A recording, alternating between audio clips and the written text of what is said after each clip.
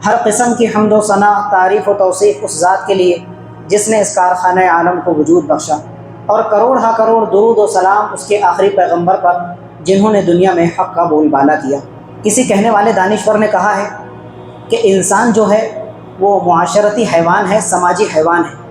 حیوانات تو اس کائنات کے اندر بے شمار ہے، جانور بھی حیوانات کی کیٹیگری کے اندر ہے، پرندے بھی ہے، جنات بھی ہے، اور حضرت انسان بھی ہے۔ لیکن وہ کہنے والے نے کہا ہے کہ انسان کو اللہ تعالیٰ نے ایک ایسی خصوصیت سے نوازا ہے جو دیگر حیوانات سے اس کو ممتاز کرتی ہے، شرف بخشتی ہے، اور وہ یہ ہے کہ انسان کون سا حیوان ہے؟ معاشرتی حیوان ہے، سماجی حیوان ہے۔ مطلب اس کا یہ ہے، وضاحت اس کی یہ ہے کہ انسان سماج، سوسائٹی کے بغیر دنیا کے اندر زندگی نہیں گزار سکتا۔ تو اللہ تعالیٰ نے دوست احباب کا، رشتہ داریوں کا ایک سرکل اور نیٹ ورک دے کر انسان کو دنیا میں بھیجا ہے۔ اگر اللہ تعالیٰ چاہتا تو پرندوں اور جانوروں کی طرح تنہے تنہا انسان کو بھیج سکتا تھا، لیکن ایسا معاملہ نہیں ہوا۔ اب جب یہ معاملہ ہے تو انسان اور انسان سے بڑھ کر ایک مسلمان ہونے کے ناطے جو ہے نا، اللہ تعالیٰ نے پھر ایک انسان کے دوسرے انسان پر کچھ حقوق بھی عائد کیے ہیں۔ اکثر حقوق تو وہ ہیں کہ جو انسان کے جیتے جی اس کے زندہ رہنے سے متعلق ہیں، کہ میں انسان ہوں، انسان سے بڑھ کر مسلمان ہوں، اللہ کے قرآن، اس کی شریعت، اس کے حضور اور اس کی ذات کو ماننے والا ہوں، تو اس نے میرے ذمے کچھ حقوق لاگو کیے ہیں۔ میں اگر بیٹا ہوں تو ماں باپ کا حق میرے ذمے ہے، اگر میں شوہر ہوں تو بیوی کے حقوق میرے اوپر لاگو کیے، اگر میں والد ہوں تو میرے بچوں کے حقوق مجھ پر، اگر میں پڑوسی ہوں تو میرا دیوار بیچ پڑوسی ہے، دور کا پڑوسی ہے، قریبی پڑوسی ہے، اسی طرح جو میرے چچا تایا ہے، ننیالی رشتہ دار ہے، ددیالی رشتہ دار ہے، حق حقوق ہر کسی کے کسی نہ کسی درجے میں انسان پر عائد ہوتے ہیں، لاگو ہوتے ہیں۔ یہ تو زندگانی کا معاملہ ہے۔ لیکن کچھ حقوق ایسے ہیں کہ جو زندگی کے بالمقابل کم ہے، لیکن مرنے کے بعد بھی جو ہے نا ایک مسلمان کے دوسرے مسلمان پر لاگو ہوتے ہیں۔ مرنے کے بعد، دنیا سے رخصت ہو جانے کے بعد بھی۔ اب وہ کیا حق حقوق ہے؟ تو حضرت ابو ہریرہ رضی اللہ تعالیٰ عنہ کی روایت ہے، جو بخاری اور مسلم شریف جو حدیث پاک کی بڑی زبردست اور آتھینٹک قسم کی کتابیں ہیں، اس میں یہ روایت موجود ہے۔ اب حضور اس میں ہمارے اوپر جو حق حقوق عائد ہوتے ہیں دوسرے مسلمان کے تعلق سے، چند حقوق کا تذکرہ فرما رہے ہیں۔ فرماتے ہیں حق المسلم علی المسلم خمس، ایک مسلمان ہونے کے ناطے دوسرے مسلمان کے آپ پر 5 حق حقوق عائد ہوتے ہیں۔ یہ ایک روایت ہے۔ اس کے علاوہ اور بھی کئی روایتیں ہیں۔ اس میں جو 5 چیزیں حضور نے بیان فرمائی ہے، اس میں سب سے پہلی چیز ہے رد السلام۔ ایک مسلمان کا دوسرے مسلمان پر سب سے پہلا حق یہ بیان فرمایا کہ اگر کوئی مسلمان آپ کو سلام کرے تو جواب میں آپ اس سے بہتر انداز میں یا کم از کم انہی الفاظ میں اس کے سلام کا جواب پیش کریں۔ سلام کا جواب دینا پہلا حق۔ دوسرا ارشاد فرمایا عیادت المریض، اگر آپ کا کوئی مسلمان بھائی ہے، وہ کسی بیماری کا شکار ہو جائے، کسی مرض میں مبتلا ہو جائے، تو مسلمان ہونے کے ناطے اس کی تیمارداری کرنا، خبر گیری کرنا، عیادت کرنا آپ کے ذمے لاگو ہے۔ یہ آپ کا مسلمان ہونے کے ناطے دوسرا حق ہے۔ تیسری چیز ارشاد فرمائی، اس کو ہم اور سائڈ میں رکھتے ہیں۔ چوتھی چیز ارشاد فرمائی اجابت الدعوتی، ایک مسلمان ہونے کے ناطے اگر کوئی دوسرا مسلمان بھائی آپ کو دعوت میں انوائٹ کرتا ہے، کسی پروگرام میں شرکت کی دعوت دیتا ہے، خصوصاً دعوت ولیمہ، تو آپ اس کی دعوت کو نکاریے مت، انکار مت کیجیے، بلکہ بخوشی بسر و چشم اس کی دعوت کو قبول کیجیے کہ میں ضرور شریک ہوں گا۔ اور پانچویں اور آخری چیز ارشاد فرمائی تشمیت العاطسی، اگر کسی مسلمان کو چھینک آئے تو چھینکنے والا تو کہے گا الحمدللہ، اب آپ نے اس کی چھینک سنی تو آپ اس کو جواب دے گے یرحمک اللہ، اللہ تعالیٰ تمہارے ساتھ رحم و کرم کا معاملہ فرمائے۔ یہ تھی 5ویں چیز۔ اب بیچ میں تیسری چیز ہم نے اسکپ کر دیا، اس کو سائیڈ میں کیا تھا، اب اس کو لے کر آتے ہیں جو آج ہمارا موضوع ہے، اس سے متعلق ہے کہ مرنے کے بعد بھی ایک مسلمان کا دوسرے مسلمان پر حق عائد ہوتا ہے، لاگو ہوتا ہے، وہ ہے اتباع الجنائز۔ اگر آپ کا مسلمان ساتھی دنیا سے رخصت ہو جائے، اس کا انتقال ہو جائے، وہ اللہ کی بارگاہ میں پہنچ جائے، تب اس کے جو آخری مراسم ہیں، اس کی آخری رسومات ہیں، اس کے اندر آپ شرکت کیجیے، اور وہ کیا ہے؟ جنازہ۔ اتباع الجنائز، مسلمان کے جنازے کے پیچھے پیچھے چلنا، اس کے جنازے میں شرکت کرنا، اس کی نماز جنازہ ادا کرنا، یہ مسلمان ہونے کے ناطے، آپ کے مسلمان ہونے کے ناطے جو ہے نا، اس کا حق لاگو ہوتا ہے۔ یہ حضور نے ہمارے ذمے، ہماری شریعت نے لاگو فرمایا ہے، عائد کیا ہے۔ مرنے کے بعد بھی زندگی میں تو بے شمار حق حقوق ہیں، اس کے لالے پڑے ہوئے ہیں۔ اب مسلمان جنازوں کے معاملے کے اندر بھی اس قدر بے حسی اور بے مروتی کا شکار ہو رہے ہیں، وہ سب ہمارے سامنے ہیں۔ تو یہ مسلمان کا مسلمان کے ذمے کیا ہے جی؟ بڑا پکا حق ہے جو شریعت نے ان کے ذمے لاگو کیا ہے۔ نماز جنازہ کی ادائیگی پر اللہ تعالیٰ نے 2 چیزیں اس کے اندر شامل کی ہیں۔ ایک تو یہ ہے کہ جب جنازہ مسلمان ادا کرتا ہے تو سامنے والے کے لیے دعائے بخشش کرتا ہے، جو میت سامنے رکھی ہے، اور دوسرا یہ کہ جنازے میں ہم اس کی شرکت کر رہے ہیں، لیکن اس کی جنازے میں شرکت کی بدولت اللہ تعالیٰ کس اجر و ثواب سے ہمیں محروم نہیں رکھتے، اجر و ثواب میں ہمارا بھی ایک بڑا اچھا خاصا حصہ ہوتا ہے۔ اب وہ کیا حصے داری ہے اور کیا اجر و ثواب ہے؟ حضرت ابو ہریرہ ہی کی یہ روایت ہے، مسلم شریف کی روایت ہے۔ فرماتے ہیں کہ تاجدار مدینہ صلی اللہ علیہ وآلہ وسلم نے ارشاد فرمایا، من شہید جنازتاً، جو بھی مسلمان کسی جنازے میں شرکت کرتا ہے، حتی یصلی علیہا، اور کب تک جنازے میں شریک رہتا ہے؟ نماز جنازہ کی ادائیگی تک شریک رہتا ہے۔ یہ وضاحت بھی بہت ضروری تھی حضور کی، معلوم تھا کہ ایک وقت آئے گا کہ لوگ کیا کریں گے، 2 قدم چلیں گے اور واپس آ جائیں گے، عالم چوک تک جائیں گے، وہاں سے واپس آ جائیں گے، بڑی گرمی ہے، بڑی دھوپ ہے، بڑا کاروباری معاملہ ہے، تو وہاں تک، اور اس کے بعد میں واپس آ جائیں گے۔ یعنی جنازے کی نماز کی ادائیگی بھی وہ ضروری نہیں سمجھیں گے کہ ایک مسلمان کے لیے کم سے کم اللہ تعالیٰ کی بارگاہ میں دعائیں بخشش کر دو، نہیں۔ تو آگے ارشاد فرمایا، حتی یصلی علیہا، جنازے میں کب تک شریک رہتا ہے؟ نماز جنازہ مکمل ہونے تک شریک رہتا ہے، فلہ قیراط، تو اللہ تعالیٰ اس کو ایک قیراط کے برابر اجر و ثواب عطا فرمائے گا۔ یہ قیراط کیا ہے ابھی آپ سنیں گے۔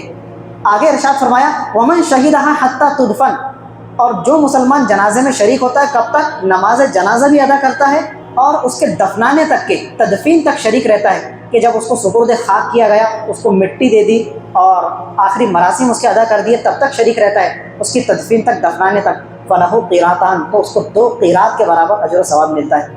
صحابہ کرام کے لیے بھی یہ لفظ اجنبی اور غیر معروف تھا، انہوں نے دریافت کیا، یا رسول اللہ یہ قیراط سے مراد کیا ہے، کہ کتنا اجر و ثواب ملے گا؟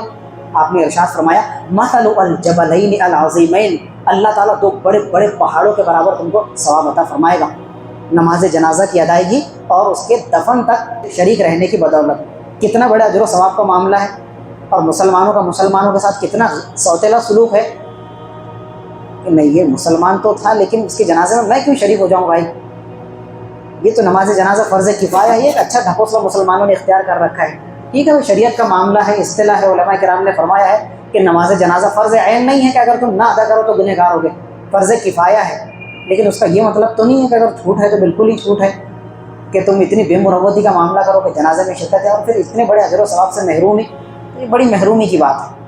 لیکن نماز جنازہ کا ایک مخصوص زاویہ اور اینگل یہ ہے کہ نماز جنازہ دیگر نمازوں کی طرح نماز نہیں ہے، بلکہ اصل میں دعائے مغفرت اور دعائے بخشش ہے، کہ جو میت آپ کے سامنے پڑی ہوئی ہے، آپ اس کی سفارش اللہ کی بارگاہ میں کر رہے کہ پروردگار، یہ جو کچھ بھی تھا تیرا بندہ مسلم تھا، تیرا نام لیوا تھا، تو اس کی جو کچھ کمی کوتاہیاں، لغزش، گناہ ہے، تو ہم تیری بارگاہ میں دعا کرتے ہیں کہ تو اس کی بخشش فرما دیں، یہ تو تیری بارگاہ میں پہنچ گیا، اور اس کے ساتھ کرم نوازی کا معاملہ فرما۔ اب کتنے لوگ اگر جنازے میں شریک ہو تو اللہ تعالیٰ ان کی دعائیں بخشش ان کے حق میں قبول فرماتا ہے، میت کے، اس کی بھی ایک مخصوص تعداد ہے۔ حضرت ابن عباس کتنے مشہور صحابی ہیں، حضور کے سگے چچیرے بھائی، بڑے جلیل القدر صحابی، اور امت کے جتنے بھی مفسرین ہیں، سارے مفسرین قرآن مجید کے، سب کے سردار اور امام کہا جاتا ہے حضرت عباس، ابن عباس رضی اللہ تعالیٰ عنہ کو۔ ان کے کسی فرزند کا جو ہے نا مقام عصفان یا مقام قدید، یہ ایک مقام اور جگہ تھی، وہاں پر انتقال ہو گیا، جنازہ تیار تھا، لوگ جمع نہیں ہوئے تھے، انتقال کی خبر سن کے دھیرے دھیرے جمع ہونا شروع ہوئے، تو ان کے ایک شاگرد تھے، ان کا نام تھا قریب، چھوٹی کاف سے، تو انہوں نے اپنے شاگرد سے فرمایا، انظر مجتمع لہ من الناس، کہ قریب ذرا گھر سے باہر نکل کر دیکھو کہ لوگ کچھ جمع ہوئے کہ نہیں، تاکہ ہم نماز جنازہ ادا کریں اور اس کو سپرد خاک کر کے اللہ کے حوالے کریں۔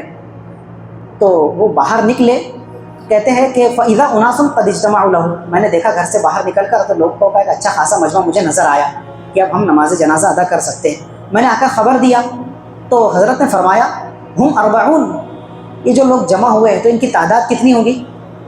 40 کے لگ بھگ ہوں گے، کیا ہے تمہارا اندازہ؟ یہ اپنے شاگرد سے پوچھ رہے، ہم 40، کیا لگتا ہے تم کو کہ 40 کے لگ بھگ جمع ہو گئے ہوں گے لوگ؟ تو میں نے کہا جی ایسا اندازہ ہے کہ 40 کے قریب 40 کے لگ بھگ لوگ جمع ہو گئے ہوں گے مسلمان۔ تو اس کے بعد حضرت ابن عباس نے فرمایا، اخرجوہ، اب ایک کام کرو کہ جنازے کو گھر میں رکھنا مناسب نہیں ہے، باہر نکالو، اب ہم نماز جنازہ کی ادائیگی کا اہتمام کریں گے اور اس کو اللہ کے حوالے کر دیں گے۔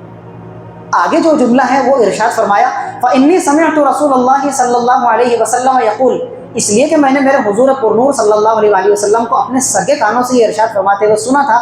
آپ نے فرمایا تھا، مَا مِن مُسْلِمٍ يَمُوتُ، کہ جب کوئی مسلمان دنیا سے رخصت ہو جاتا ہے، فوت ہو جاتا ہے، انتقال کر جاتا ہے، وَيَقُومُ عَلَى جَنَازَتِهِ 40 رَجُلًا، اور اس کے نماز جنازہ میں 40 افراد کم سے کم شریک ہو جاتے ہیں، لا یشرکون باللہ شیئا، اور وہ 40 لوگ ایسے کوالٹی کے ہونا چاہیے کہ کم سے کم انہوں نے اپنی زندگی میں شرک نہ کیا ہو، شرک سے ان کا دامن بچا ہوا ہو، مشرک بدعتی نہ ہو اس کے اندر، ایسے لوگ کہ جو بھلے ہی گنہ گار ہو لیکن وہ ایک اللہ کے نام لیوا ہو، خالص توحید کے پرستار ہو، لا یشرکون باللہ شیئا، انہوں نے کبھی شرک کا ارتکاب نہ کیا ہو، اور وہ 40 افراد اس کی جنازے کی نماز میں شریک ہو کر اللہ سے دعائیں بخشش کرتے ہیں، الا شفعہم اللہ فیہ، تو اللہ تعالیٰ ان 40 افراد کی سفارش کو اس کے حق میں قبول کر کے اس کی بخشش فرما دیتا ہے۔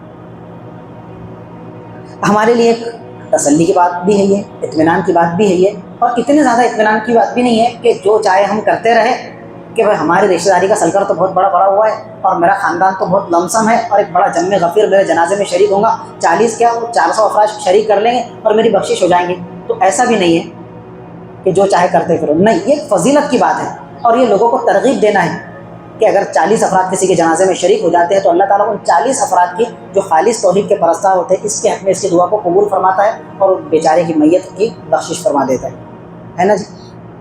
کئی ایک افراد کو یہ دیکھا گیا، بولتے ہوئے سنا گیا کہ وہ نماز جنازہ کو جو ہے خاص اہمیت نہیں دیتے، حالانکہ حضور تو کیا فرما رہے ہیں کہ ایک مسلمان کا دوسرے مسلمان پر ایک بہت بڑا حق ہے، اتباع الجنائز، کہ جب وہ دنیا سے رخصت ہو جائے تو اس کے جنازے میں شریک ہو، اس کے پیچھے پیچھے چلو اور اس کو سپرد خاک کر کے اللہ کے حوالے کر کے آ جاؤ۔ اتنا بھی نہیں کر سکتے۔ فرض کفایہ ہے۔ فرض کفایہ کس فرض کو کہا جاتا ہے؟ کہ جو ہر مسلمان کے ذمہ لاگو اور ضروری ہے، لیکن اگر چند مسلمان اس کو ادا کر دے تو سب کے ذمے سے وہ ادا ہو جائے، ساقط ہو جائے، تو گنہگار نہیں ہوں گے۔ اب اگر ہم اس کو اپنے اوپر لاگو کریں تو وہاں پر بڑا ہمیں غصہ آتا ہے اور بڑا اندر سے ابال ہوتا ہے کہ یار یہ بات کون سی ہو رہی ہے۔ تو جناب آپ بات کون سی کر رہے ہیں فرض کفایہ والی؟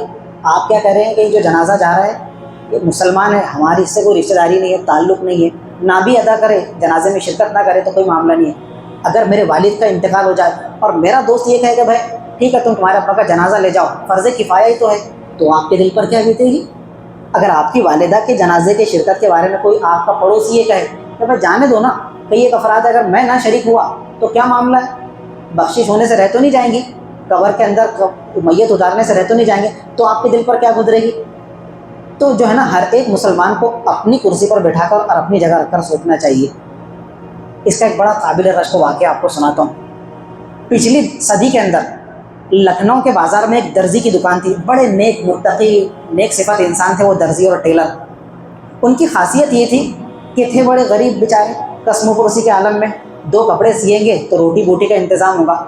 ان کی صفت یہ تھی کہ جب بھی کسی مسلمان کے انتقال کی خبر ان تک پہنچتی وہ دکان بند کرتے اور اس کے جنازے میں ضرور شریک ہوتے، دور کا ہو، قریب کا ہو، پڑوسی ہو، غیر پڑوسی ہو، جھوپڑ پٹی کا رہنے والا ہو یا کسی آخری کنارے کا رہنے والا ہو، ان کے بس میں ہوتا تو یہ ضرور شرکت کرتے، بلکہ باقاعدہ اپنی دکان بند کر دیتے۔ لوگوں نے ان سے شکوہ کیا کہ بھائی یہ تم ہر ایک کے جنازے میں شریک ہوتے ہو، دکان بند کرتے ہو، تو اس سے تمہارا کاروبار متاثر ہوگا، تمہارا دھندا بزنس متاثر ہوگا، پہلے تو تمہاری پیمنٹ اتنی کم ہے کہ ایک جوڑا سیئیں گے تو روٹی بوٹی کا انتظام ہوگا۔ تو انہوں نے کہا کہ اس کے یہ 2 وجوہات ہیں، 2 جذبے ہیں اس کے پیچھے۔ ایک تو یہ کہ میں نے علماء کرام سے سنا ہے کہ جو دوسرے مسلمانوں کے جنازے میں شریک ہوگا اللہ تعالیٰ اس کے جنازے میں شرکت کے لیے لوگوں کو خود بخود جمع فرما دے گا، ایسے انتظامات کرے گا۔ اب دیکھو میں ایک غریب انسان ہوں، میرا کوئی ایسا فرینڈ سرکل نہیں ہے، دوست احباب نہیں ہے، رشتہ دار نہیں ہے، تو کیا میرے جنازے کے اندر وہ شریک ہو سکیں گے؟ تو یہ ایک جذبہ ہے۔ دوسرا یہ کہ میں یہ سوچتا ہوں کہ ایک مسلمان بھائی کا انتقال ہو گیا، اب اس کا دنیا میں وجود نہیں ہے، وہ اپنے اللہ کی بارگاہ میں پہنچ گیا، میں سوچتا ہوں کہ اس کی آخری رسومات ادا کر کے کم سے کم ایک مسلمان ہونے کے ناطے اس کا جو میرے اوپر حق ہے وہ حق ادا کر دوں اور وہ حق سے میں سبکدوش ہو جاؤں۔ یہ 2 جذبے بڑی نیک نیتی کے ساتھ میں ہر ایک کے جنازے میں وہ شریک ہوا کرتے تھے، درزی تھے، ٹیلر تھے، لکھنؤ کے بازار میں ان کی دکان تھی۔ اب خدا کا کرنا دیکھو، ہندوستان کے بڑی چوٹی کے عالم دین تھے حضرت مولانا عبدالحی لکھنوی رحمۃ اللہ علیہ، بڑی زبردست شخصیت۔ انہوں نے ایسی کتابیں لکھی ہے، صرف 40 برس کی عمر میں ان کا انتقال ہو گیا، زیادہ عمر نہیں پائی، اور ایسی تحقیقی کتابیں لکھی کہ عرب علماء جب ان کی کتابوں کو دیکھتے اور پڑھتے ہیں بولتے 40 سال کی عمر میں جو شخص فوت ہو گیا کیا اس کے علم کا عالم ہے، اتنا تحقیقی علم عرب علماء بھی ان کی کتابوں پر رشک کرتے ہیں، اتنی چوٹی کے عالم تھے، اللہ کو پیارے ہو گئے، انتقال ہو گیا۔ انتقال ہونے کے بعد ان کے انتقال کی خبر جنگل کی آگ کی طرح پھیل گئی، اخبار کے اندر سرخیاں ہیں تو حضرت کے انتقال کی، ریڈیو پر خبریں نشر ہوئی تو ہندوستان کے چپے چپے سے بڑے بڑے علماء، مشائخ، اہل اللہ، وقت کے اولیاء، قطب اور ابدال جو ہے ان کے جنازے میں شرکت کے لیے چل پڑے، اور لوگوں کا تو مجمع تھا ہی، لاکھوں کی تعداد میں جو ہے ان کے جنازے میں لوگوں کی شرکت ہوئی تھی۔ ایسے عالم حضرت مولانا عبدالحی لکھنوی رحمۃ اللہ علیہ کی نماز جنازہ ادا ہو گئی، وقت کے لاکھوں علماء کرام ہیں، ہزاروں حفاظ کرام ہیں، قراء کرام ہیں، اقطاب ہے، اولیاء اللہ ہے۔ نماز جنازہ کی ادائیگی کے بعد میں جب مجمع باہر نکل رہا تھا پیچھے سے ایک آواز بلند ہوئی کہ بھائی اپنی اپنی جگہ رک جاؤ، جس نے نماز جنازہ جہاں ادا کی وہ اپنی جگہ ٹھہرا رہے، اس لیے کہ ایک اور جنازہ تیار ہے، ایک غریب کا جنازہ اور آیا، ایک میت اور آئی ہے، اس کی بھی نماز جنازہ ادا کر لیں گے اور دونوں کو ساتھ میں دفن کر دیں گے۔ ٹھیک ہے، جنازہ آگے لا کر رکھا گیا، میت کے آگے امام صاحب نے کھڑے کر نماز جنازہ ادا کی، دونوں کی نماز جنازہ ادا ہو گئی جی۔ بلکہ حضرت کے جنازے میں جو شرکت سے رہ گئے تھے وہ افراد بھی اس کے جنازے میں شریک ہو گئے، پیچھے سے جو آئے تھے۔ اب جو مجمع تھا لاکھوں افراد، ان کو بڑا رشک ہوا کہ یار دیکھو اصل جنازے میں تو شرکت کے لیے ہم حضرت کے آئے تھے، لیکن یہ غریب جس کو کوئی جانتا پہچانتا نہیں، اس کو بھی ہزار لاکھوں علماء کرام کی اقتداء اور ان کی دعائیں جو ہے اس کے ساتھ میں شامل ہو گئی، جس کو کوئی پہچانتا نہیں تھا، ہے کون یہ؟ جب تحقیق کی گئی پتہ چلا کہ یہ وہی غیر مانوس اور غیر معروف قسم کا جو درزی تھا لکھنؤ کے بازار کے اندر، اس کا انتقال ہوا کہ وہ نیک نیتی اور نیک جذبے کے ساتھ میں ہر ایک کے جنازے کے اندر شریک ہوا کرتا تھا۔ اللہ تعالیٰ نے یعنی اس نے کبھی وہم و گمان کے اندر بھی نہیں سوچا ہوگا، اس نے کبھی خواب میں بھی نہیں سوچا ہوگا کہ ہزاروں علماء، لاکھوں اہل اللہ، ہزاروں حفاظ کرام میرے جنازے کے اندر شریک ہوں گے۔ آپ یا میں سوچ سکتے ہیں یہ بات؟ اگر آج آپ کا انتقال ہو جائے کہ ہزار علماء اور ہندوستان کے چپے چپے سے قرائے کرام ہمارے جنازے میں شریک ہوں گے۔ اللہ تعالیٰ نے اس کے جنازے میں شرکت کے لیے لاکھوں علماء کرام کو کیا کیا؟ جمع کرنے کے لیے پہلے حضرت لکھنوی رحمۃ اللہ علیہ کا انتقال فرمایا، ان کا انتقال ہوا، اور ان کے انتقال کی بدولت اس کے جنازے کے اندر بھی کتنے لاکھوں ہزاروں افراد شریک ہوئے اور ان کی دعا اس کے ساتھ شامل ہو گئی۔ اللہ تعالیٰ کی ذات سے کوئی بعید نہیں ہے۔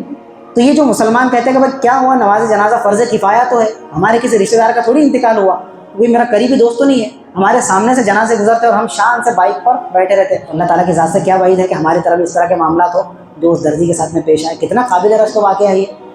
جنازے سے متعلق چند مسائل و احکام جو مسلمانوں کو یاد رکھنا چاہیے، زندگی میں جگہ دینا چاہیے، اور جس طرح دین و شریعت کے دوسرے معاملات کو ہم فوکس کرتے ہیں اور ان کو ترجیح دیتے ہیں اور اس کو جو ہے غیر اہم سمجھ کر مسترد کر دیتے ہیں، رد کر دیتے ہیں، اس کو اہمیت نہیں دیتے، یہ معاملے میں تھوڑا جاگرک ہونے کی ضرورت ہے۔ جب بھی کسی مسلمان کے انتقال کی خبر ہمارے کانوں سے ٹکرائے، سب سے پہلے شریعت کا تقاضا یہ ہے کہ انتقال کی خبر سن کر فوراً سے پیشتر ہماری زبان سے کیا جملہ نکلے؟ انا للہ و انا الیہ راجعون۔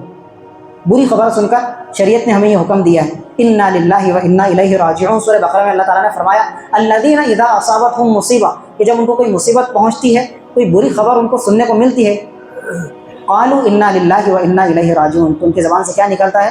انا للہ و انا الیہ راجعون۔ اس کا ترجمہ کیا ہوتا ہے؟ بچپن سے آپ یہ سن رہے ہیں، اس کا ترجمہ میں محاورے کے انداز میں آپ کو یہ کر کے دیتا ہوں کہ ہم اللہ ہی کی امانت ہے، انا للہ، ہم اللہ ہی کی امانت ہے، و انا الیہ راجعون، اور اسی کی بارگاہ میں ہم کو لوٹ کر جانا ہے۔ یہ ہمارا مسلمان بھائی آج چلا گیا، آج وہ تو کل ہماری باری ہے، تو اللہ کی امانت اللہ کی بارگاہ میں لوٹ کر چلی جائے گی۔ انا للہ، ہم اللہ ہی کی امانت ہے، و انا الیہ راجعون، اور اسی کی بارگاہ میں ہم سب کو لوٹ کر جانا ہے۔ سب سے پہلا کام کسی کے جنازے کی انتقال کی خبر سن کر یہ کریں۔ اس کے بعد میں پھر اس کے غسل کا انتظام ہوتا ہے، اس کو غسل دیا جاتا ہے، یہ سارے معاملات ہوتے ہیں۔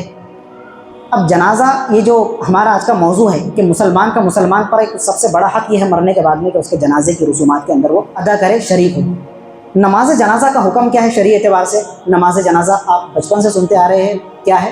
فرض کفایہ ہے۔ فرض کفایہ کی ڈیفینیشن اور تعریف یہ ہے کہ فرض کفایہ اس فرض کو کہا جاتا ہے جو میرے ذمہ بھی لاگو ہے، آپ سب کے ذمہ لاگو ہے، لیکن ایسا لاگو نہیں ہے کہ ہر ایک اگر ادا کرے تو ہی ادا ہوگا، نہیں۔ فرض کفایہ کا مطلب یہ ہوتا ہے کہ جو چند افراد کی طرف سے کافی ہو جائے، چند افراد بھی اگر وہ ادا کر لے تو وہ فرض آپ کے ذمہ سے ساقط ہو جائے گا۔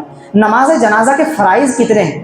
نماز جنازہ کے 2 فرائض ہیں۔ سب سے پہلا فرض ہے قیام، کھڑے رہنا، اس لیے جنازہ آگے ہوتا ہے اور سارے مصلیان کیا کرتے ہیں؟ اس کے پیچھے کھڑے رہتے ہیں۔ اب اگر کوئی بالکل معذور شخص ہے، ٹانگوں سے کھڑا نہیں رہ سکتا، تو جس طرح وہ فرضوں کے اندر اس کے لیے علماء کرام نے گنجائش نکالی بالکل آخری درجے میں، لوگوں نے اس کو بھی ڈھکوسلا بنا لیا ہے۔ ٹرین پوری مسجدوں کی مسجدیں کیا ہو گئی؟ سنیما گھر اور تھیٹروں کے اندر تبدیل ہو چکی ہے۔ ایسا لگتا ہے کہ مسجد میں نہیں آئے بلکہ جگہ جگہ ادھر سے بھی کرسیاں، ادھر سے بھی کرسیاں۔ ابھی ایک شہر کی ویڈیو بیچ میں رمضان میں اتنی وائرل ہوئی، ایسا 400-500 کرسیاں اس شہر کے اندر دیکھنے کو مل رہی ہے۔ تو یہ کیا ہے؟ ایسا لگتا ہے کہ کوئی بڑی اسکرین لگی ہوئی ہے اور ابھی وہاں پر فلم کی نمائش ہونے والی ہے۔ تو یہ اللہ کا گھر ہے یا کوئی اور ہے میرے بھائی؟ جس کے پیر میں پھنسی پھوڑا نکل رہا ہے وہ بیٹھ کر نماز ادا کر رہا ہے۔ یہ تو بالکل آخری درجے کے لیے علماء کرام نے گنجائش نکالی ہے۔ حضور کے زمانے میں صحابہ کرام کا پیر فریکچر نہیں ہوا کیا؟ خود حضور کا جو ہے دایاں بازو فریکچر ہوا تھا ایک مرتبہ۔ کئی صحابہ کرام گھوڑوں سے نکلے، جنگ کے اندر ان کے پیروں پر چوٹیں پڑی، کرسی لگا کر نماز ادا کرنا شروع کر دی۔ ہے کوئی روایت تو بتاؤ؟ ہمارے آبا و اجداد کے اندر پچھلے زمانے میں آپ نے اپنے بچپن پر کے اندر کرسیاں دیکھی مسجدوں کے اندر؟ کتنی بھاری ماترا کے اندر کرسیاں آ گئی مسجدوں کے اندر۔ تو اس کے اندر سب سے پہلا فرض ہے نماز جنازہ میں قیام، کھڑے رہ کر نماز ادا کرنا، بالکل معذور ہے تو وہ بیٹھ کر ادا کرے گا۔ اور دوسرا فرض ہے 4 تکبیریں، اللہ اکبر۔ اب وہ اللہ اکبر کے بعد میں کیا کہنا آپ کو معلوم ہے اور ابھی اس کی وضاحت بھی آئے گی۔ تو قیام سب سے پہلا فرض ہے، اور دوسرا فرض کیا ہے جنازے کا؟ 4 تکبیریں۔ اس کے اندر سنتیں کتنی ہیں؟ تو 3 سنتیں۔ پہلی سنت جنازے کی اللہ پاک کی حمد و ثنا کرنا، جو ہم پہلی تکبیر کے بعد کہتے ہیں ثنا کی صورت کے اندر۔ دوسری ہے حضور کی ذات پر درود و سلام کا نذرانہ پیش کرنا، حضور پر درود بھیجنا۔ اور جنازے کی تیسری سنت ہے میت کے لیے دعائے مغفرت کرنا، وہ ہم سب کرتے ہیں۔ نماز جنازہ کی نیت، اب یہ نیت کا بھی بڑا مسئلہ ہے۔ نیت کا بھی ایسا مسئلہ ہے کہ لوگ کہتے ہیں کہ جب تک کہ زبان سے ادا نہ کرے الفاظ تو ان کو اطمینان ہی نہیں ہوتا۔ ارے بھائی، جب آپ گھر سے نکلے جنازے کی ادائیگی کے لیے، جنازے میں شرکت کے لیے، تو کیا نیت تھی آپ کے دل کے اندر؟ آپ کو ڈنر پارٹی کے لیے تھوڑی نکلے، آپ تو یہ نیت سے نکلے نا کہ میں اپنے مسلمان بھائی کے آخری رسومات ادا کرنے نکلا ہوں، جاؤں گا اور اس کے لیے دعائے بخشش کروں گا، نماز جنازہ ادا کروں گا۔ اور نماز جنازہ باقاعدہ پرٹیکولر کوئی نماز نہیں، بلکہ اصل میں تو وہ دعائے مغفرت ہے۔ تو یہ نیت کافی تھی، لیکن کچھ لوگوں کو تسلی نہیں ہوتی۔ تو آپ نیت یہ کر لیں گے کہ میں نماز جنازہ ادا کرتا ہوں واسطے اللہ کے، میں نماز جنازہ ادا کرتا ہوں واسطے اللہ کے، دعا واسطے اس میت کے، بس یہ ادا ہو گئی، آپ کی نیت مکمل ہو گئی۔ میں نماز جنازہ ادا کرتا ہوں واسطے اللہ رب العزت کے، دعا واسطے اس میت کے، یہ آپ کی نیت ہو گئی۔ اس کے بعد میں پھر امام صاحب آگے بڑھے رہتے ہیں، آپ طاقت کے اندر اپنی صفیں لگائیں گے، 5 کے، 3 کے، 7 کے۔ 7 سب سے افضل و بہتر ہے، اگر جنازہ جمع غفیر ہے تو پھر 7 کی تعداد کافی ہے، تو طاقت کے اندر جتنا زیادہ مناسب ہو آپ اس کا اہتمام کریں۔ طریقہ یہ ہے کہ پہلی تکبیر کے بعد اپنی دیگر نمازوں کی طرح، ریگولر روزمرہ کی نمازوں کی طرح ثنا پڑھیں گے، سبحانک اللہم و بحمدک و تبارک اسمک و تعالی جدک و لا الہ غیرک۔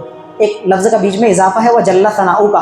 اصل میں آپ کو یہ وضاحت کرنا چاہتا ہوں کہ اگر آپ جنازے کے اندر جل ثناؤک کا پڑھے تو بھی کوئی مسئلہ نہیں، نہ پڑھے تو بھی کوئی مسئلہ نہیں، اس کو رائی کا پہاڑ بنانے کی ضرورت نہیں ہے۔ اگر کوئی شخص ریگولر نمازوں کی طرح فٹ فٹ فٹ پڑھتے ہوئے وہ جل ثناؤک کو چھوڑ دیتا ہے تو اس کو گھبرانے کی ضرورت نہیں ہے، اس کی بھی گنجائش ہے، اور جل ثناؤک کا پڑھے تو بھی کوئی حرج نہیں ہے، کوئی مسئلہ نہیں ہے، بالکل اجازت ہے اس کی۔ دوسری تکبیر کے بعد میں کیا پڑھنا ہے؟ درود شریف، وہی ہمارا نماز والا درود ابراہیم، اللہم صلی علی محمد وعلی آل محمد، اس کے بعد میں اللہم بارک علی محمد وعلی آل محمد، دوسری تکبیر کے بعد میں۔ تیسری تکبیر کے بعد میں میت کو اب دیکھنا ہے کہ میت بالغ مرد و عورت کی ہے یا نابالغ کی ہے۔ اگر بالغ مرد و عورت کی نماز جنازہ ادا کر رہے ہیں تو اس کی دعا الگ ہے، وہ یاد ہونا چاہیے ہم کو۔ کئی افراد کو یاد ہے اور کئی ایک افراد کو یاد ہی نہیں ہے، بچپن سے کئی ایک افراد کی جنازے کے اندر شریک ہوئے، گھر کے کئی لوگوں کو سپرد خاک کیا، اپنے سگے رشتہ داروں کو اللہ کے حوالے کیا، لیکن آج تک کے جنازے کی دعا ادا کرنے کی، یاد کرنے کی توفیق ہی نہیں ہوئی۔ حالانکہ کوئی لمبی چوڑی نہیں ہے دعا کہ پورے ایک پارے کے، بہت مختصر سی دعا ہے، چند سطروں کی، چند لائن کی۔ اللہم اغفر لحینا و میتنا و شاہدنا و غائبنا و صغیرنا و کبیرنا و ذکرنا و انثانا، اللہم من احییتہ منا فاحیہ علی الاسلام ومن توفیتہ منا فتوفہ علی الایمان۔ ترجمہ ابھی تک نہیں سنا، سن لو اس کا ترجمہ۔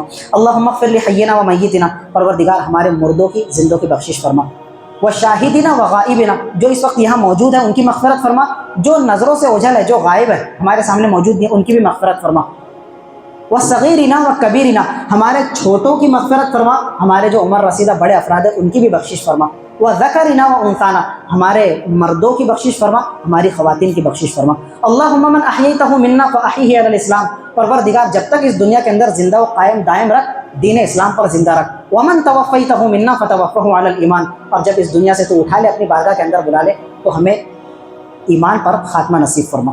یہ ہے اس پوری دعا کا ترجمہ۔ بڑی پیاری دعا ہے، بڑے پیارے الفاظ ہیں، اتنا پیارا ترجمہ ہے، دل کے صحیح جذبات کے ساتھ میں اگر کوئی دعائے بخشش کرے میت کے واسطے، اللہ تعالیٰ بخشش کرے گا ہی کرے گا۔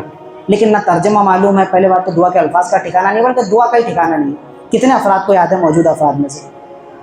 جاتے ہیں جنازے میں شرکت کرتے ہیں، وضو کرنے کی توفیق ہوئی تو ٹھیک، دیکھا دیکھی شرما شرمی، ورنہ وہی قبرستان کے گیٹ پر جا کر شان سے ہاتھ باندھ کر کھڑے ہو جاتے ہیں کہ بس ابھی فرشتے لے جائیں گے اس کی میت کو اللہ کی بارگاہ کے اندر، اور ہم کو سندیسہ لے کر آئیں گے کہ بھائی اس کی بخشش ہو گئی، تو شان سے کھڑے رہتے ہیں۔ کئی بدنصیب افراد وہ بھی ہے کہ جو اپنی میت، امی کی میت کے اندر جو ہے ان کو نماز جنازہ ادا کرنے کی توفیق نہیں ہوتی، دادی کی میت کے اندر، والدہ کی میت کے اندر، والدین کے، سگا بھائی ہے، لیکن کیوں جناب آپ کیوں کھڑے ہیں؟ نماز جنازہ ادا کرنا ہی نہیں آتا، دعا یاد نہیں ہے۔ کیوں یاد نہیں کی آپ نے؟ سارے ادھر ادھر کے سارے اصول حساب کتاب یاد کیے، اور بیچارے کے جو آخری رسومات ہیں اس کی جو مین دعا ہے وہ آپ سے یاد نہیں ہو پائی۔ سورۃ الضحیٰ جتنی بڑی ہے والضحیٰ واللیل اذا سجا اس سے بھی چھوٹی ہے دعائے مغفرت، نماز جنازہ کی دعا ہے۔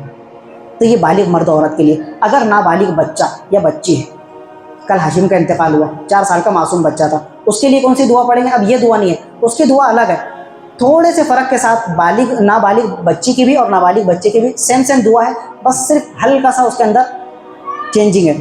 اس کی دعا ہے اللہم اجعلہ لنا فرطا واجعلہ لنا اجرا وذخرا واجعلہ لنا شافعا ومشفعا۔ بس یہ دعا ہو گئی نابالغ بچے کی۔ اور اسی سے ملتی جلتی دعا ہے نابالغ بچی کی، اللہم اجعلہا لنا فرطا واجعلہا لنا اجرا وذخرا واجعلہا لنا شافعا ومشفعا۔ اس میں ہوں کا لفظ استعمال ہوگا اور اس میں ہا کا لفظ استعمال ہوگا، مرد اور عورت کے فرق کے ساتھ۔ جیسے ہم بولتے ہیں کہ وہ مرد آیا، اور جب خاتون آئی تو بولیں گے خاتون آئی یا آیا، آئی بولیں گے نا، تو بس یہ آیا اور آئی کا فرق ہے وہ۔ تو ہوں کا لفظ استعمال ہوگا اس کے اندر نابالغ بچے کے لیے، اور ہا کا لفظ استعمال ہوگا اور چھوٹی تا لگے گی آخر کے اندر نابالغ بچی کے لیے، برس وہ میل فیمیل کا فرق بیان کرنے کے لیے عربی گرامر کے حساب سے۔ آپ اس بات کو شاید سمجھ نہ پائے۔ اس کا ترجمہ یہ ہوتا ہے اللہم اجعلہ لنا فرطا، اے اللہ ہمارے اس معصوم بچے اور بچی کو جو ہے تو ہمارا پیشرو بنا، یعنی آگے پہنچ کر ہمارے لیے راحت اسباب مہیا کرنے کا تیری بارگاہ کے اندر ذریعہ بنا۔ واجعلہ لنا اجرا، اس کو ہمارے لیے باعث اجر بنا۔ واجعلہ لنا اجرا وذخرا، اور اس کو ہمارے لیے ذخیرہ آخرت بنا۔ واجعلہ لنا شافعا، اور اس کو ہمارے لیے تو سفارشی بنا کہ جب ہم تیری بارگاہ کے اندر آئے تو یہ معصوم بچہ ہمارے حق میں سفارش بنے۔ اور کیسی سفارش؟ مشفعا، کہ جس کی سفارش تیری بارگاہ کے اندر قبول کی جائے، اس کی سفارش بھی تیرے بارگاہ میں قابل و مقبول ہو اور منظور ہو۔ یہ بات کہ نماز جنازہ پڑھانے کا حقدار کون ہے؟ نماز جنازہ پڑھانے کا حقدار میت کا جو قریبی رشتہ دار ہے وہ سب سے زیادہ حقدار ہے۔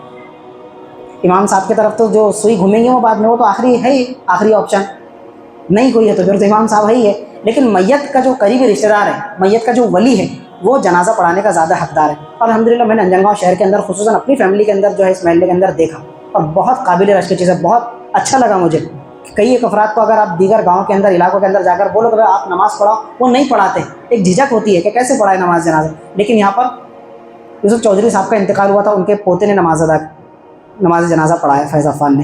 ہمارے شفیع سیٹھ کی اہلیہ کا انتقال ہوا تھا، اللہ تعالیٰ ان کی بال بال مغفرت فرمائے، تو ہمارے راجہ صاحب نے ان کی نماز جنازہ پڑھائی۔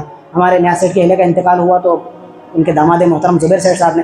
بہت قابل رشک معاملہ ہے، یعنی جو شریعت کے معاملات ہیں نا کتابوں کے اندر لکھے ہوئے، اس کو برتنا، اس کو خدا کے دین کو نافذ کرنا بہت بڑی بات ہے۔ لوگ نئی معاملات کے اندر آگے بڑھتے ہیں، تو یہ بہت اچھی چیز ہے۔ باقی ہے کہ امام صاحب کو نماز جنازہ پڑھانے کے لیے آگے کر دیا جائے، آگے بڑھا دیا، یہ تو بالکل آخری آپشن ہے، ان کو تو پڑھانا ہی ہے۔ تو میت کا قریبی رشتہ دار جو ہے وہ نماز جنازہ پڑھانے کا زیادہ حقدار ہے۔ اس موقع پر ڈاکٹر اسرار احمد صاحب رحمۃ اللہ علیہ کا ایک جملہ کوٹ کرنا چاہتا ہوں۔ بڑی قابل رشک ہستی، بڑی زبردست شخصیت، بڑی محترم ہستی ڈاکٹر اسرار احمد صاحب رحمۃ اللہ علیہ، وہ فرمایا کرتے تھے ہر مسلمان کو اس قابل ہونا چاہیے کہ وہ اپنی بچی کا نکاح خود پڑھائے۔ قاضی شہر عالم صاحب تو پڑھائیں گے، وہ تو پڑھائیں گے، ان کو تو پڑھانا ہی ہے۔ آپ کی بچی کا نکاح ہے، جس جذبات کے ساتھ میں آپ پڑھائیں گے وہ عالم دین تھوڑی پڑھا سکتا، آپ کی بچی ہے۔ جس پڑھن کے ساتھ آپ اس کا نکاح پڑھائیں گے، جتنی دعائیں آپ کی شامل ہوگی، وہ قاضی شہر کی تھوڑی ہوگی۔ اسی طرح ہر شخص کو اس بات کا اہل ہونا چاہیے، اتنی صلاحیت کا حامل ہونا چاہیے کہ جب اس کے والد کا، والدہ کا، دادی کا انتقال ہو تو نماز جنازہ خود پڑھائیں۔ ڈاکٹر صاحب کا جملہ بڑا پیارا جملہ، اور اس پر واقعتاً توجہ دینے کی ضرورت ہے اور اس کو اختیار کرنے کی ضرورت ہے کہ ہم اس بات کا اپنے آپ کو اہل بنائیں کہ ہمارے کسی قریبی کا انتقال ہو تو رشتہ دار ہونے کی حیثیت سے ہم جنازہ اس کا خود پڑھائیں۔ میت کے کفن کے بعد، اس کے غسل دینے کے بعد میں ہمارے یہاں پر ایک رواج یہ ہے کہ اس کے کفن پر کافور وغیرہ چھڑکی جاتی ہے، کافور ملا جاتا ہے خوشبو کی خاطر۔ تو اس کی گنجائش ہے یا نہیں؟ جی ہاں، بالکل اس کی گنجائش ہے۔ آپ اس کے کفن پر چاہے مرد کا کفن ہو یا لیڈیز کا کفن ہو، اس کے کفن پر کافور وغیرہ مل سکتے ہیں، خوشبو لگا سکتے ہیں، عطر چھڑک سکتے ہیں، اس کی گنجائش ہے۔ اور خصوصاً جو اس کے اعضائے سجدہ ہیں، جن اعضاء پر، جن باڈی پارٹس پر ہم سجدہ کرتے ہیں، پیشانی ہے، یہ دونوں ہاتھ ہیں، گھٹنے وغیرہ، جو اعضاء ہمارے سجدے میں ٹکتے ہیں، ان اعضاء کے اوپر خاص طور سے اگر خوشبو ملنے کا اہتمام کرے، یہ بہت زیادہ پسندیدہ چیز ہے، مستحب ہے، کرنا چاہیے۔ ایک اور چیز ہے جو بے مروتی سے تعلق رکھتی ہے، جنازے کے آگے چلنے والا معاملہ۔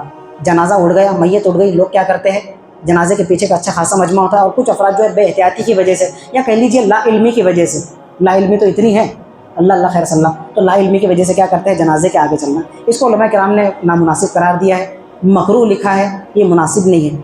اس کا ایک سبب یہ بھی ہے کہ میت کی تعظیم کا پہلو نہیں ہے اس کے اندر۔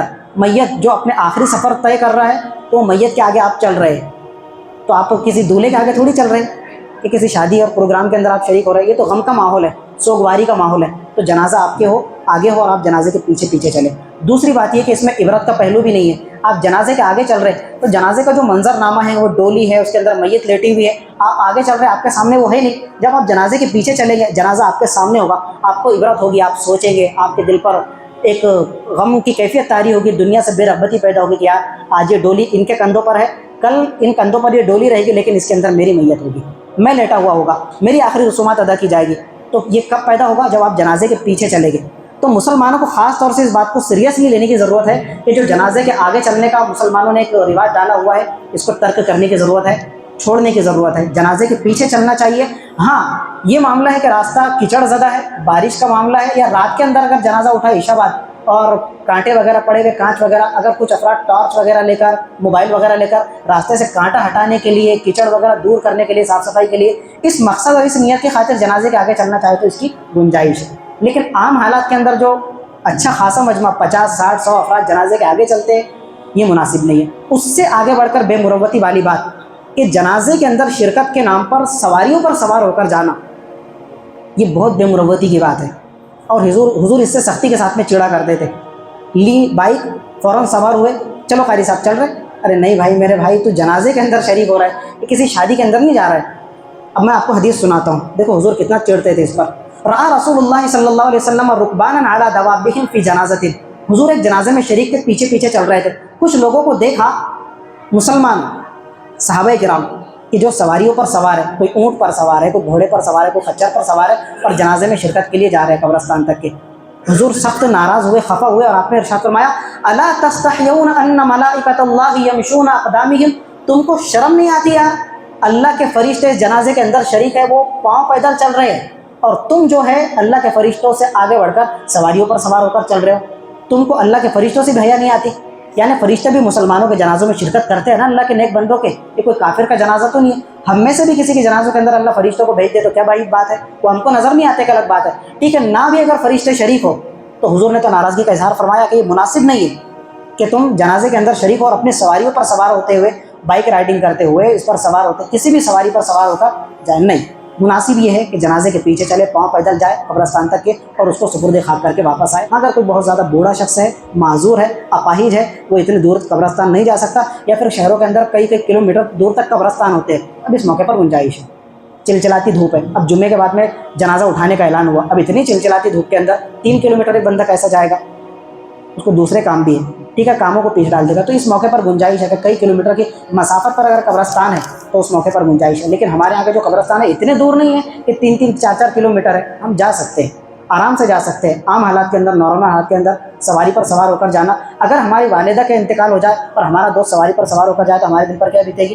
ہمارے باپ کا انتقال ہو جائے، ہمارے سگے بھائی کا انتقال ہو اور ہمارا دوست جو ہے پڑوسی ہے وہ سواری پر سوار ہو کر جائے تو ہمارے دل پر کیا بیتے گی کہ یار یہ ساتھ میں چلنے کو بھی تیار نہیں ہے۔ تو جو ہے نا دوسروں کو اپنی جگہ رکھ کر کھڑے کر کر سوچنا چاہیے اور اس کے مطابق معاملات کو ڈیل کرنا چاہیے۔ قبرستان پہنچ کر سب سے پہلے یہ معاملہ کریں گے کہ جس طرح ہم کو زندوں کو سلام کرنے کا حکم ہے، مردوں کو سلام پیش کریں گے، السلام علیکم یا اہل القبور، ایک قبر میں لیٹے ہوئے لوگوں تم پر اللہ کی سلامتی ہو، یغفر اللہ لنا ولکم، اللہ تعالیٰ تمہاری بھی بخشش فرمائے ہماری بھی بخشش فرمائے، انتم سلفنا ونحن بالاثر، فرق یہ ہے کہ تم ہم سے پہلے چلے گئے اور ہم تمہارے پیچھے ہی آنے والے ہیں، ہم دنیا کے اندر نہیں رہیں گے، ہم بھی جو ہے دنیا چھوڑ کر تمہارے نقش قدم پر چلتے ہوئے آئیں گے۔ تو یہ قبرستان پہنچ کر سب سے پہلے دعا کریں گے، السلام علیکم یا اہل القبور یغفر اللہ لنا ولکم انتم سلفنا ونحن بالاثر۔ قبرستان جا کر ایک بے احتیاطی یہ بھی ہوتی ہے کہ لوگ چلتے چلتے تھک جاتے ہیں اور جنازے کے پہنچنے سے اور نیچے رکھے جانے سے پہلے قبرستان میں بیٹھ جاتے ہیں، اوٹوں پر ہو، دیواروں پر ہو یا قبرستان کی زمین پر ہو، اس طرح بھی بیٹھنا جو ہے بے مروتی کی بات ہے۔ ارشاد فرمایا اذا تبعتم الجنازہ، کہ جب تم جنازے کے پیچھے چلو، فلا تجلسوا حتى توضع، تم کو بیٹھنا ہے تو بعد میں بیٹھ سکتے لیکن جب تک کہ جنازہ نیچے نہ رکھ دیا جائے مت بیٹھو، جنازہ جب نیچے رکھ دیا جائے اس کے بعد میں پھر وہ سارے معاملات ہو پھر بیٹھنے کی گنجائش ہے، لیکن جب تک کہ جنازہ کندھوں پر سوار ہے بیٹھنا یہ بے مروتی کی بات ہے اور مسلمان کی حق تلفی ہے۔ اسی طرح کل کی بات ہے، کل وہ حشیم کے جنازے کے اندر ہم شریک ہوئے، اللہ تعالیٰ اس کے والدین کو صبر جمیل عطا فرمائے، اس بچے کے والدین کو صبر جمیل کی توفیق مرحمت فرمائے، سارے پسماندگان کو صبر جمیل کی توفیق مرحمت فرمائے، خصوصاً اس کی والدہ کو صبر جمیل کی توفیق سے اللہ تعالیٰ نوازے اور اس کے والدین کے حق میں، اس کے پسماندگان کے حق میں ذخیرہ آخرت بنائے، سفارش کا ذریعہ بنائے۔ تو ایک صاحب کو ہم نے دیکھا، تدفین جاری تھی ادھر، وہ قبر سے ٹیک لگا کر بیٹھے، تو ہمارے ایک مسجد کے مصلی نے، قابل احترام مصلی نے ان کو ٹوکا کہ بھائی تم قبر کے ساتھ ٹیک لگا کر بیٹھے. انہوں نے بالکل صحیح ٹوکا، وہ لا علم تھے. انہوں نے جواب دیا کہ بھائی قبر میں ٹیک لگانے میں کوئی حرج نہیں، اگر میں ٹیک لگا کر بیٹھا سب کو مر کر قبر کے اندر ہی آنا ہے. یہ بات کا کوئی تک نہیں بنتا. مرنے کے بعد قبر میں مجھے جانا ہے، آپ کو بھی قبر میں جانا ہے، دنیا کے اندر تو کس کو بھی نہیں رہنا ہے. لیکن یہ منع ہے قبروں کے ساتھ میں ٹیک لگا کر بیٹھنا، قبروں کو روندنا پیروں سے، اسی طرح قبروں پر چل کر جانا، قبروں پر ٹیک لگانا یا پھر اس کو اپنے ہاتھ وغیرہ کے اس طرح تہیا کرنا، تو یہ بالکل بھی مناسب نہیں ہے. اب دیکھو کتنی خطرناک روایت حضور کی حضرت ابو ہریرہ نقل فرماتے ہیں، لَأَن يَجْلِسَ أَحَدُكُمْ عَلَى جَمْرَةٍ حَتَّى تَحْرِقَ ثِيَابَهُ خَيْرٌ لَهُ مِنْ أَن يَجْلِسَ عَلَى قَبْرٍ، کہ تم میں سے کسی بھی شخص کو دہکتی ہوئی آگ کے انگاروں پر بٹھا دیا جائے، آگ کے انگاروں پر بیٹھنے کے نتیجے میں اس کے کپڑے پورے جل کر بھسم ہو جائیں، تو تم اس چیز کو گوارا کر لینا، لیکن قبر پر ٹیک لگانے اور بیٹھنے کو بالکل بھی گوارا مت کرنا. یعنی قبر پر بیٹھنا اتنا خطرناک اور سنگین ترین جرم ہے کہ ایک آگ کا الاؤ دہکایا گیا، آگ جلائی گئی اور کہا گیا کہ قاری صاحب آپ اس پر بیٹھ جائیے. اب معلوم تو ہے انجام کیا ہونے والا ہے. آگ کے اندر آپ کود گئے، آپ کے کپڑے، آپ کی جلد، آپ کی کھال وغیرہ جل کر کیا ہو گئی؟ راکھ ہو گئی. حضور نے فرمایا یہ کم تر چیز ہے، اس کو گوارا کر لینا، لیکن کسی مسلمان کی قبر کو روندنا، اس پر ٹیک لگا کر بیٹھنا، اس کو اپنے تکیہ کرنا، اس کو گوارا مت کرنا. کتنی سینسٹیو چیز ہے. اب یہ جواب دینا کہ بھائی قبر سے ٹیک لگانے میں کوئی حرج نہیں ہے، تو ذرا حدیث کا جائزہ لو اور اپنی مسلمانی کا جائزہ لو. وآخر دعوانا الحمدللہ.